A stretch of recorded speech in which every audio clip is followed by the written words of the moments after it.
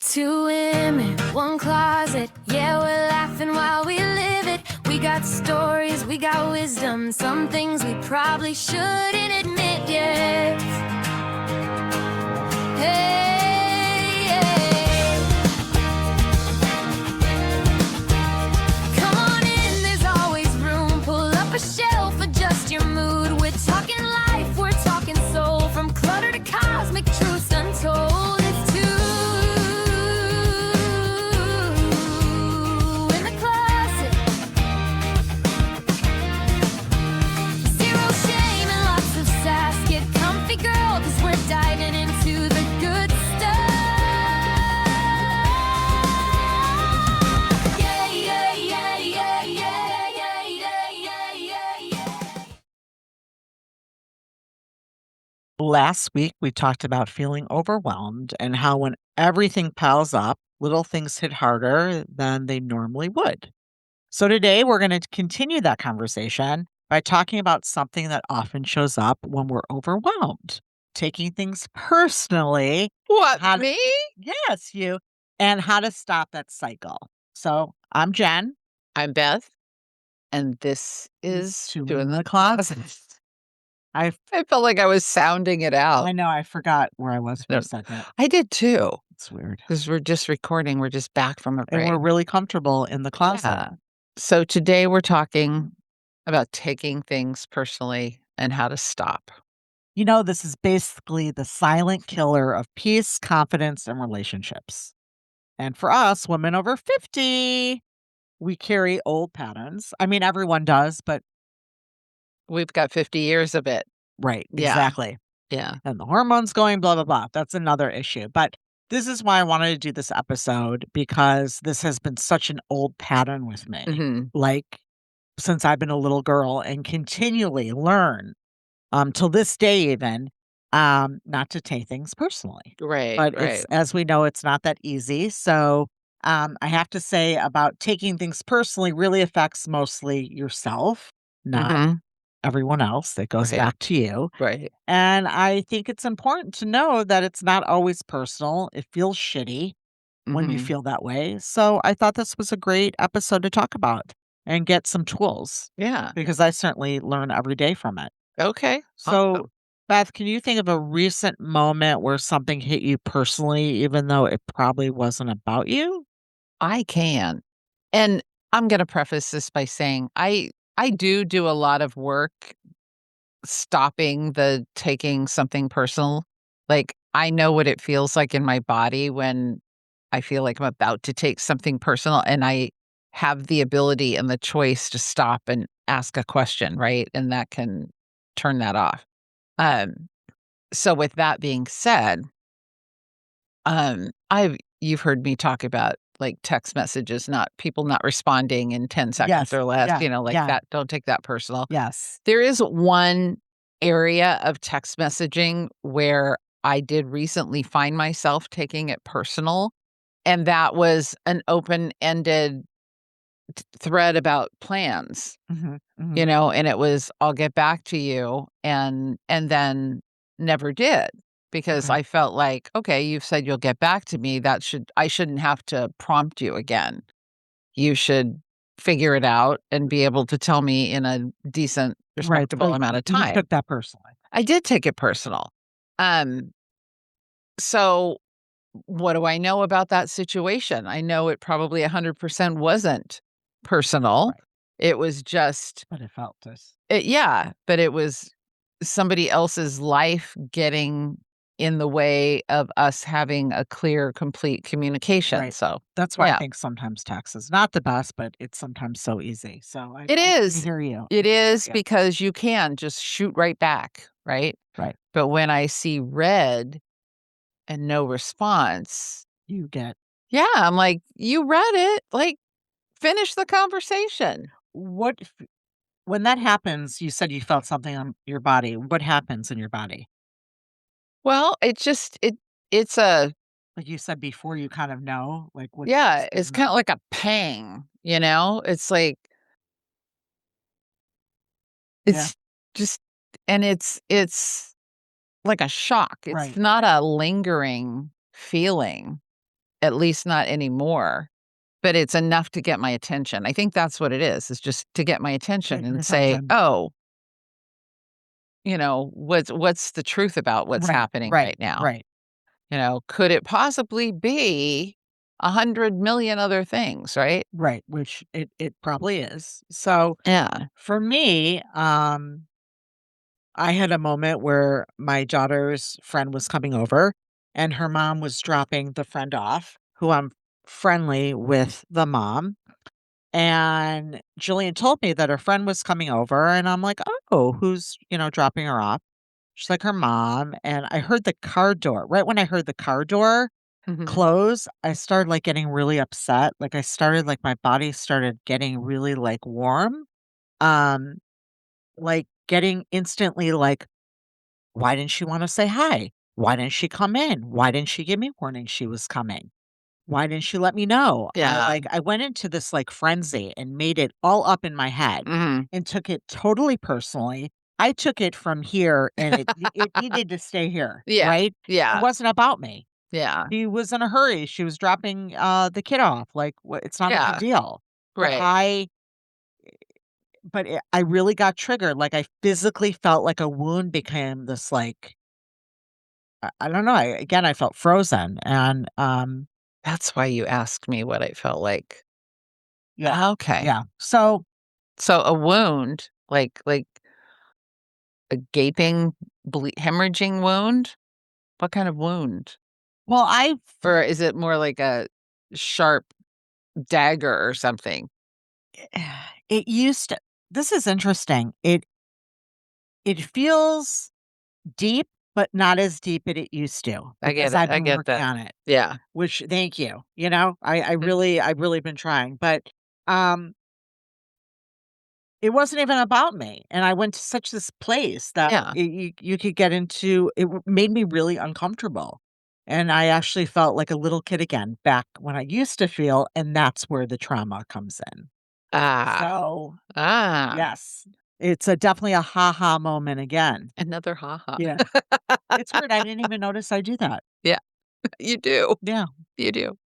Um, Most people think taking things taking things personally, yeah, is about being sensitive. That's not it. It's actually our brain and our nervous system trying to protect us from rejection. It kind of goes hand in hand with the don't start.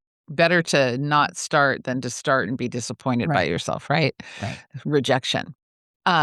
So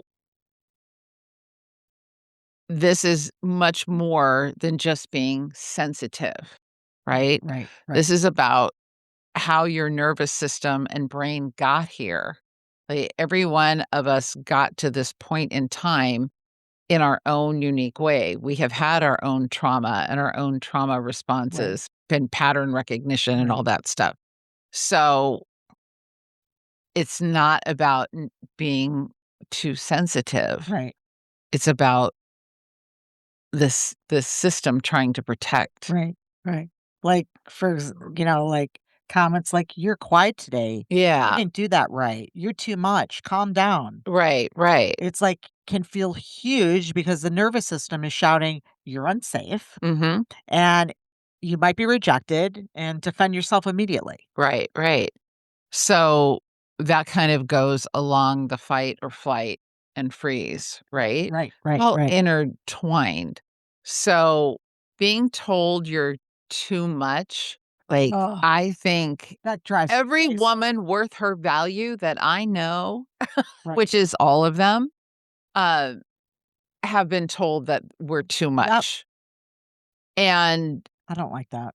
I think um, that can trigger a lot.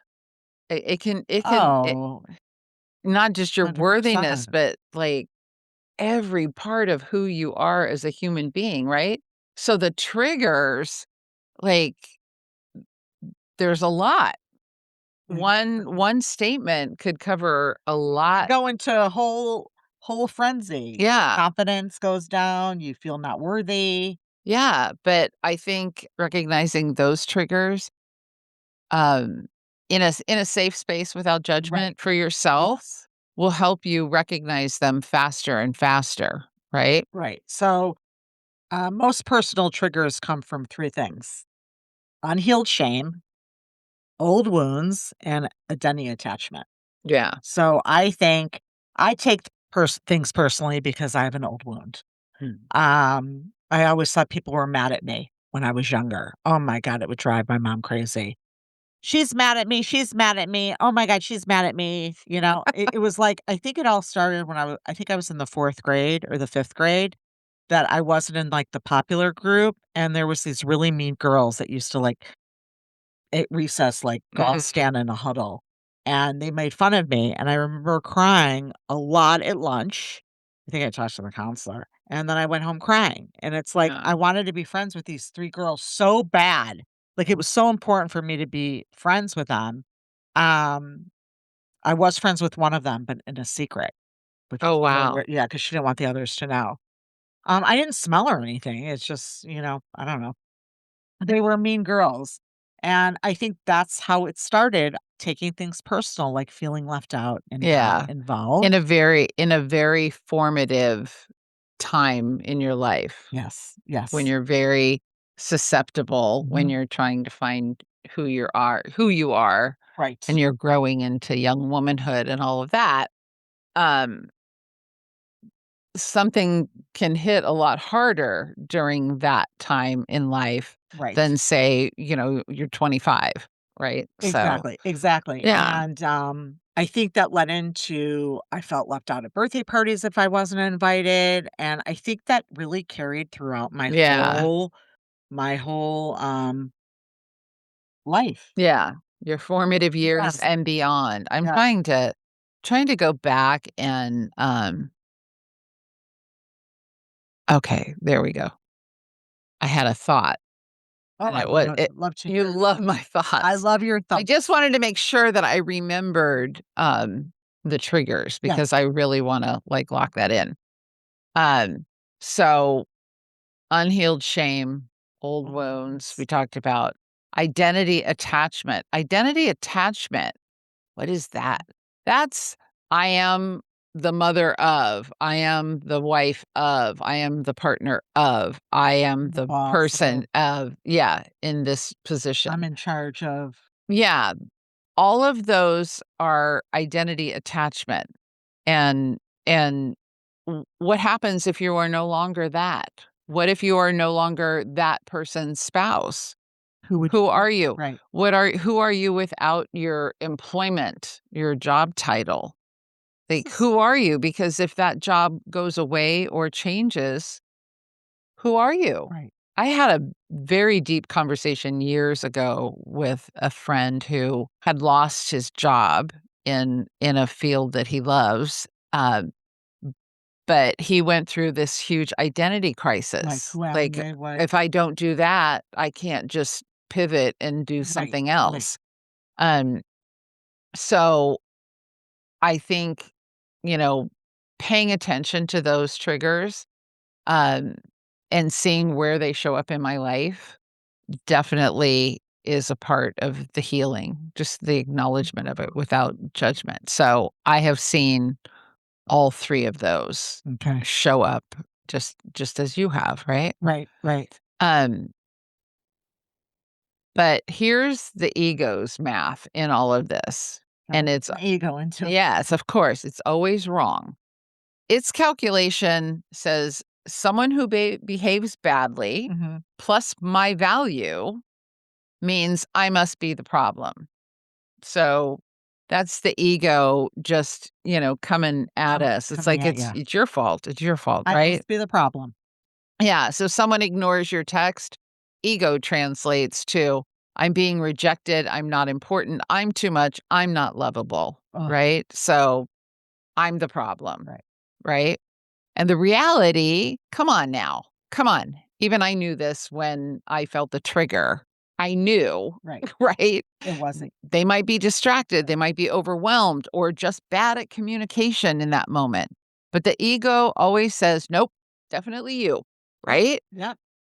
Can you think of a time, your ego jumped to conclusions like that? Yeah, well, yeah, that, um, I've had in my olden days And in a relationship when the guy didn't text me back fast enough, and I was certain that he was going to a Prince concert with somebody other than me, and we were both huge fans. oh, sorry. And so that led me to believe that he thought more of that woman than he did me, and now he's going to break up with me. So Well, you have a whole story in your head. yeah, and I remember going over to my next door neighbor's house and being riddled with anxiety, like almost hyperventilating because I was like, I love him and he's just I know he's out with somebody else and he's at the Prince concert. Like he said he had dropped some kind of clue. But then the reality of it is the next day when I asked how his evening was, because I didn't hear from him, he said, so and so invited me at the last minute. She had an extra ticket to the Prince concert. Mm. And I went and we have to go. You know, it was like, it's nothing.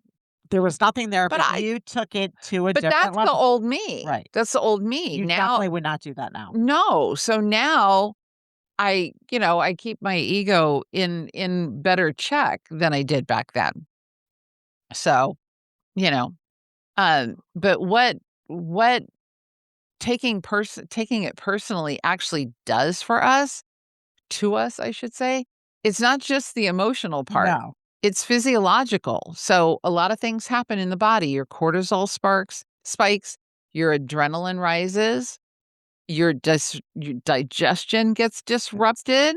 Nobody likes a disrupted digestion No, system. no, no. Your sleep suffers, and inflammation, the causer of so many diseases, Yes. increases. And also, I have to say, I don't know about you, Beth, but what I suffer when I am going to that place of taking things personal, I cannot sleep because I'm thinking all That's night sleep about suffers. right, but Yeah. that's one thing. Yeah. And I that thankfully, I don't do that. well, that's good. And then emotionally, it triggers resentment. We Mhm. don't wanna have any resentment, passive aggression, Oh, yeah. Oh, yeah. over I can do that yeah, really well. over-explaining, Mhm.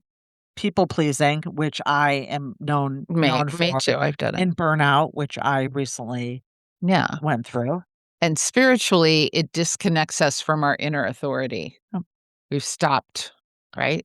yeah, do you notice the effect it has in your body or emotions when you take things personally? Like, what does it specifically do for you? It definitely feels a tightening. You know, it doesn't feel comfortable. I don't feel Right, like,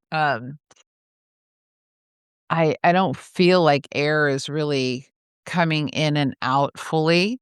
I'm either constricting how I breathe, right, right? And tensing muscles. And that's not like a prolonged thing, but it's like when it's like a bolt. It's like a mhm, bolt of lightning. And it's mm, like, ugh, I'm taking that personally, the initial part of it, you know? right, So, I definitely feel it. mhm. And I feel it simultaneously with the thought coming through, Yep, it's right? both whammy. I definitely, notice it physically. I get, like, a pit in my chest. It always kinda goes to my chest, and it's Mhm, almost like anxiety, mhm. and I'm like, "Oh my god, I did something wrong. No, what if they're mad at me and my heart starts racing?" It's like I'm doing it myself, Yeah, and yeah, it's like I can't right. you're whipping yourself into a frenzy. Right, and, then I start getting, more quiet, and I go more into the mode and emotions. My emotions completely take over. I feel like I'm stuck and I can't enjoy if I'm doing something else with someone and something else is going on, I can't enjoy I have seen that. yes, Yes. and I cannot separate the 2, um, but I have worked on it, and Mhm, I definitely feel like I'm moving toward, mhm. working that out. We all have our moments. It's just kind of learning through it, you know? We all have those imaginary conversations, don't we? Yes, we do. We do. Not just the, "Oh, I should have said this," but then the actual conversation that you have in your head with the perpetrator of the trigger or whatever you Right. wanna call that Right. person. Right. But we've all resolved the whole thing in our head or got back at them or got the dig in, Yeah. whatever, right? So it's, that's being human. Right. And this is a key point. Taking something personal. Is not the same as being perceptive, No. right? No. I think sometimes what we call intuition is actually hypervigilant Mhm. trauma pattern recognition, Mhm. which we just talked about this earlier. If you, like my brother, threw a hot cheese sandwich in my face, When and you were little, not yeah, recently, right? no, not recently. Sorry, I should. Um, like I don't know, I was like 7, 8, maybe I was 10 or 11. I don't remember, but I used to not order grilled cheese at restaurants because the Yeah, plate. I just especially if you're, like, at a diner in New York where, they're really rough and, like, yes, I "Here's your here's your cheddar chee" right. yeah. Or if go to a busy restaurant and they Yeah, kind of get slinging food, right. So yeah. it definitely triggered it definitely would Well, your cholesterol probably thanks you, right, exactly, so exactly. yeah. So that's what the trauma pattern recognition Yeah. is. None of this is spiritual guidance, hypervigilance, No, it's that's always on alert. What is that doing to your nervous system? Just think of how it's aging you yeah, it's prematurely, right? like I was on an important phone call and told everyone not to disturb me, right, in Mhm. the family, and sure enough, I got interrupted. And immediately I thought, I'm not respected. I'm not heard. They heard I was on a phone call. Um, and I started So fuming. trauma pattern recognition there, right? Yeah, They never pay attention when I tell them I right, need to be alone. right. Like, give me a fucking second. Yeah. Excuse me for my language, but give me a fucking minute, right? Yeah. Excuse me. Or 5. Come on now. I realized I paused for a second because I really got upset. It wasn't about me. It was important that I was being interrupted. Mhm. So, but I went to such a place that it turned into like a frenzy. Nuclear Yeah. Which it meltdown. didn't need to go there. Yeah. Yeah.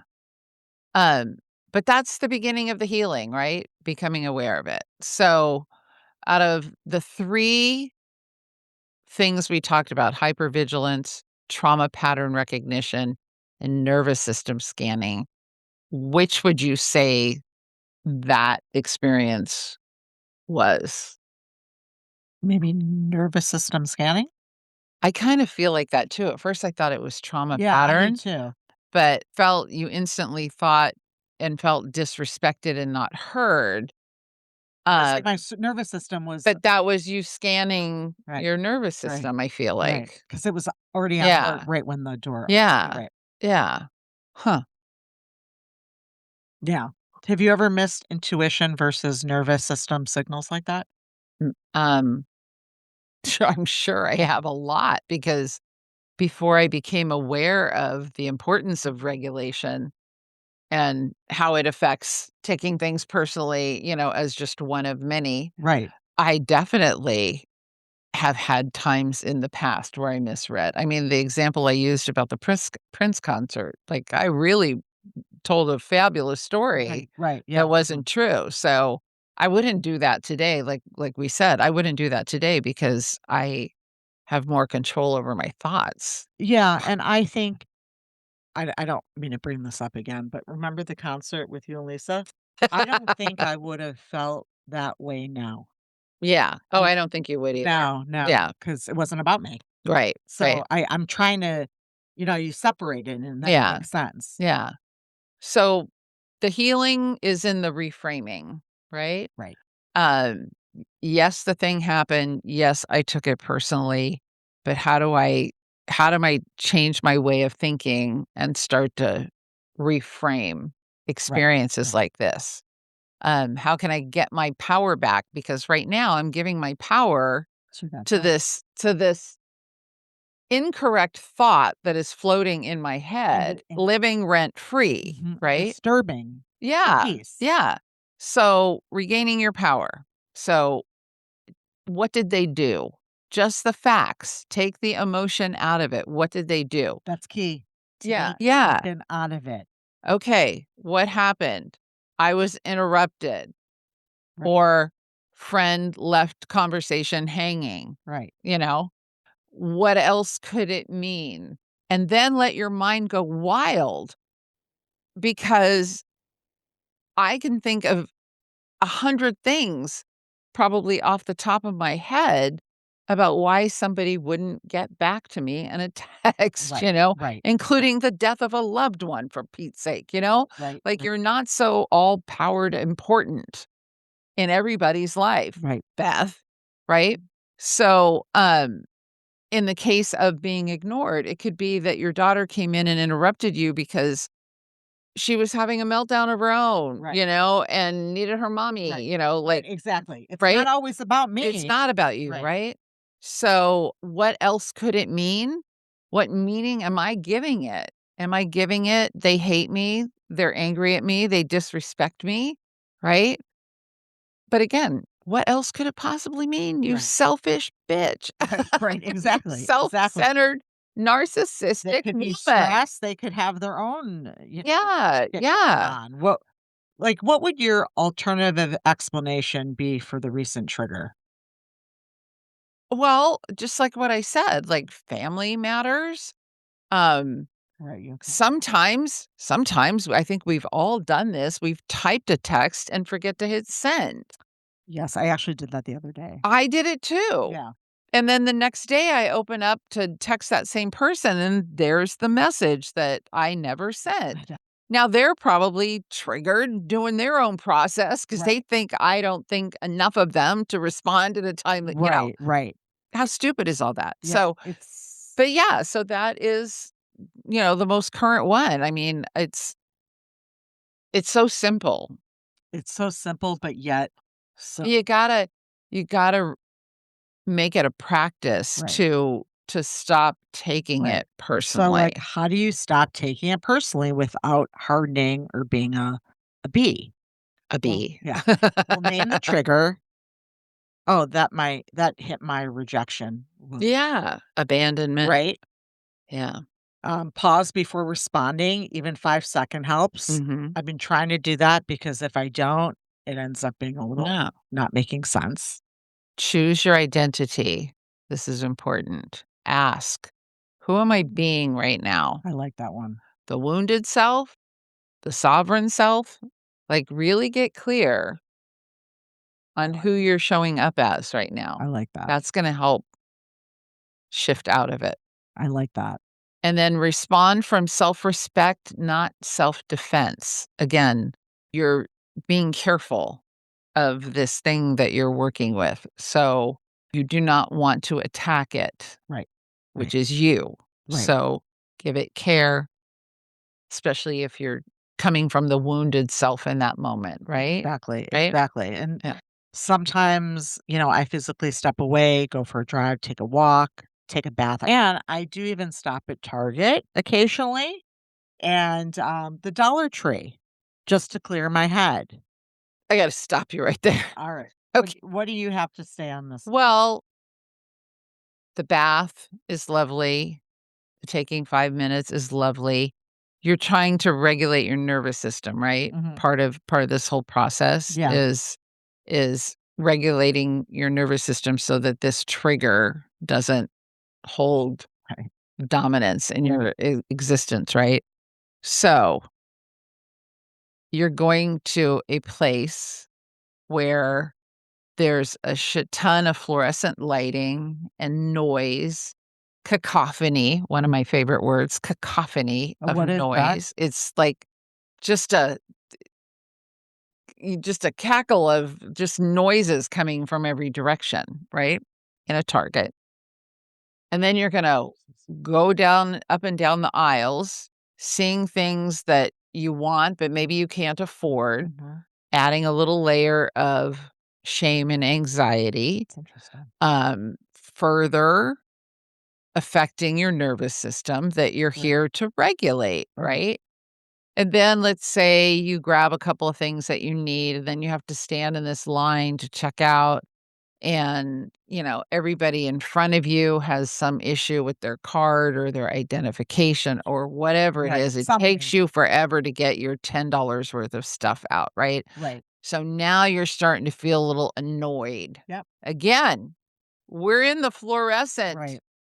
warehouse store to lower our cortisol and to regulate our nervous system. Anybody see a challenge with Well, that? I have to say, But don't you see how all of that I do have to say, I hearing it out loud, it kind of makes more sense, but the Yeah. lights are very annoying. That's they're peaceful. they're not Peaceful. Like good to be Costco, yeah, I get they're very nauseated and it's anxiety. not good And to be in fluorescent right. lighting, Yeah. period. But the opposite side of that is even if you have a small patch of walkway that is grass up to your front door, That's even go worse. take your shoes off and go stand in it. Or if you wanna do more, find a park and walk through it barefoot, sit Yeah. on the grass. Like, that will regulate your nervous system so Yeah. fast. And you know what I also do is I sometimes go to the park and sit in my car. Get out. Well, sometimes I do, but sometimes I just sit there and I look out at the lake and it's just very, very peaceful.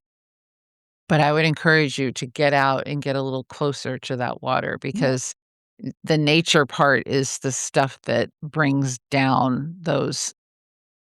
Yeah. I'm gonna, I think, start walking in the lake. Well, Yeah, first I'll put my shoes on and see where it yeah. takes me. But yeah, I wouldn't I don't love Target for you as a way to Yeah, regulate. I'm gonna thank you for that suggestions. I'm gonna take you up on it and I'll let you know what happens. So how do you reset when something hits you hard? Well, I think practice, that's the short answer. Having a spiritual practice and becoming more confident and more aware of who I am, I know more and more my own sovereignty and my own, power, and so things like those things that used to trigger me Don't they trigger don't now. have that effect any longer because I have a spiritual maturity to recognize a thing and almost simultaneously understand that it could mean more than one Right. or 100 things, Right. right? Right. So the short answer is, I have a practice. I have a practice that assists in that. So a year ago, 2 years ago, 5 years ago, less, Less. more trigger, less Right. resolution. I think as we grow, we grow Yeah. as people and we get older, we kind of sometimes we start healing and realizing, Well, I don't think it happens automatically. no, definitely not. It's an intentional choice. Okay. So we have a 7-day Yes. listener challenge Yes. / practice. Um, it's called a 7-day Not About Me challenge. Tell us what we're gonna do. Okay. Number 1, you're gonna write the fact, Just the fact just the fact. Then you're gonna write the story you're finding to the story. to the story. The story you're assigning to the story. Yeah. That's funny. To the event, I Yes. guess, to the event, Thank right? you. And write 2 alternative explanations. Mhm. And you end with, "I release the need to personalize this." Oh, that's good. That That's is so simple, but that's like a boop, mic drop. I know. So, those are things that you can do. Yes. Noticing the difference between fact and story helps maintain peace within and makes you almost present. Yeah. Yeah. So thanks for joining us today. Remember, it's rarely personal, even when it feels personal. Right. Practice pausing, reflecting, and choosing your response. We are going to list a couple of books. We should have talked about that, but too Yes. late. Wayne Dyer, Your Erroneous Zones Changed My Life in the 10th grade. Don Miguel Ruiz, The Four Agreements. Love it. I still Yeah. have it. So thank you for being with us today. I'm Beth, I'm Jennifer. and this has been Two in the Closet. Don't forget to like, share, subscribe, tell your friends. Come join us in the closet next week. All right. Till next time. Bye. Bye.